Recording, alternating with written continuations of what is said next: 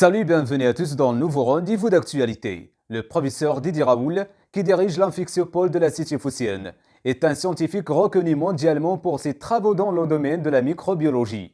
C'est un esprit libre et cultivé, précurseur de son temps, devenu un véritable modèle pour des générations de jeunes praticiens et un mentor très estimé. Expert de grand renom spécialisé dans la maladie de Whipple et de la bactérie à l'origine de la fièvre Q, le professeur marseillais a en effet reçu des patients du monde entier. Elle se décrit comme un lecteur incorrigible et passionné de philosophie. Son terrain de jeu préféré, les bactéries pathogènes, en étudiant avec attention leur façon d'infecter des systémotes.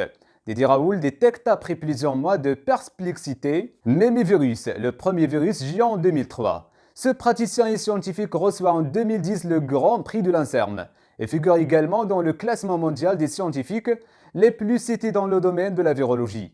Le virologue marseillais est décrit par ses confrères et ses consoeurs comme très intelligent et très pragmatique. Un incroyable bosseur qui a apporté beaucoup à la science.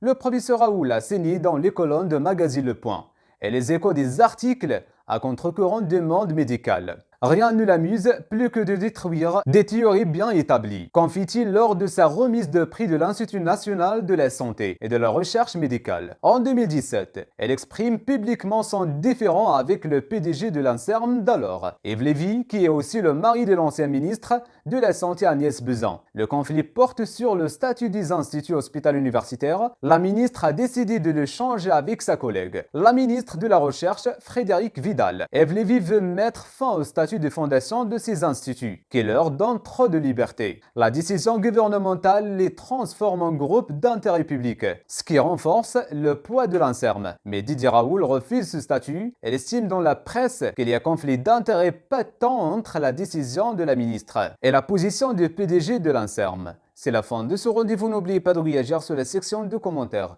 et d'activer la cloche de notification. Merci et à très bientôt.